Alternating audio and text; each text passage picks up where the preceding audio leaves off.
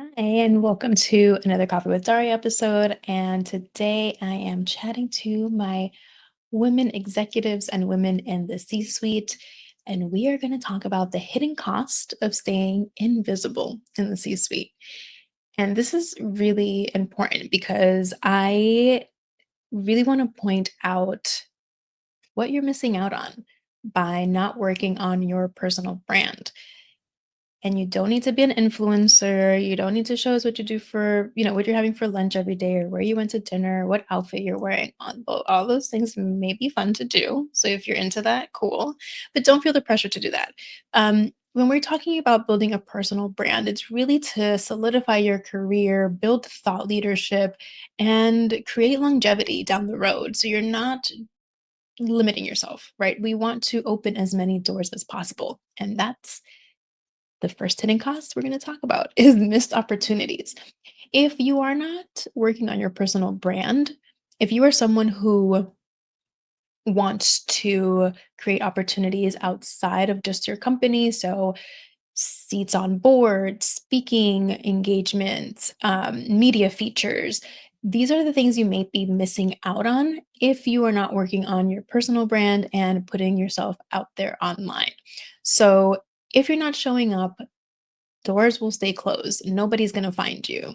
When writers are looking for subjects to write about, or for people to contribute to their articles, they might do a search online. And if you are not putting anything out there, then you are not showing up. They can't find you. Same thing for speaking engagements. A lot of conferences will take applications, but a lot of them will also do outreach and look for people to speak. So if they can't find you, again, that's an opportunity that you're missing out on. So you can also limit your networking opportunities. Again, if people can find you, they can binge your content and they can either read a bunch of articles from you or see a bunch of videos from you. They can get a vibe of who you are and maybe reach out to you with opportunities. It's happened with me. Even I blogged for a long time. I put myself out there, which opened a door to be a part of HubSpot Academy. And from there, people have reached out to me for work, to work with them. So it's important to put yourself out there so you can open yourself up to opportunities that you are looking for and also ones that you might not be even aware are out there. Somebody might stumble upon you and offer you your dream position, just because of the work that you're putting out there. So that's the first one, missed opportunities. The next hidden cost of staying invisible as a woman in the C suite is reduced influence. And you might be thinking, why is that important? If I am an executive or someone in the C suite, I have some sort of influence. But your insights are valuable beyond your company. Without that visible personal brand, your impact can remain smaller than what it should be. Your perspectives can be overlooked. If you really want to drive a change in your organization, if that's something that's important to you, you really do need to have influence. And the influence can go beyond just who you immediately work with. If you are putting yourself out there, people in the company who may not work with you directly have that chance to get to know you, get to know what you stand behind, and be on your side, right? So it's not necessarily who you're around every day, but it's reaching people who work at your organization that you might not get the chance to speak to on a regular basis.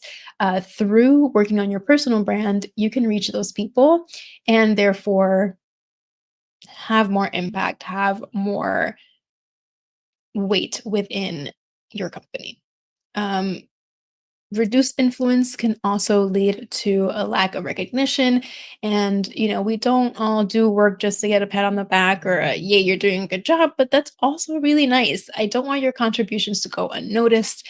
Um, when you go unnoticed, and sometimes it's obvious, sometimes it's not. Some of us don't need that. Some of us have, we're like, our work is good and you have that confidence, but it's really great to get recognized by the company. Like, we couldn't have achieved XYZ without you. So you're just opening yourself up for your contributions to be noticed. Like, oh, she's the one that led that project. She had that idea that was able to get us to a place of success.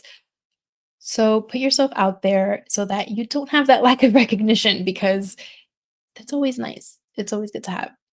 And then the last thing that I want to talk about is the most important one, which is the biggest hidden cost to me is the decreased personal brand equity. I speak about brand equity a lot because I've worked with mom and pop brands, global brands, personal brands, and really having that brand equity and establishing yourself as a thought leader is what solidifies you. It solidifies you with your audience, it solidifies you within your industry, and it goes with you. So it doesn't matter what job you get to next, your brand equity stays with you. You can take that beyond your company. You can take that to your next company. You can maybe down the road start your own if that's something you're into. That brand equity that you build helps solidify you as a thought leader. So when people are looking for someone to fill a speaking engagement or fill a board seat, if you have that influence behind you, if you have that strong network behind you, then you already bring that to the table. That's a perk. That's extra. That's plus. People love that. They love to see that. So that brand equity piece is just really, really important. I don't discredit how powerful having brand equity is, even if it's a personal brand, because again, that brand equity stays with you no matter where your career takes you, no matter what company you work at next. And it can be enticing for someone to bring you into their company if you have a following already. So don't let that happen because visibility is not vanity, it's leadership. And being unseen is just keeping you from getting these opportunities that are out there. And again, sometimes we don't even know what those opportunities are until you start to put yourself out there and things start to present themselves to you. And that's something that I don't want you to miss out on, even if you're already in the C suite. But what is the next move? I think it's really important, especially as women, to solidify ourselves to make sure that we're good, that we're independent, that we don't have to rely on anything else, that we have ourselves.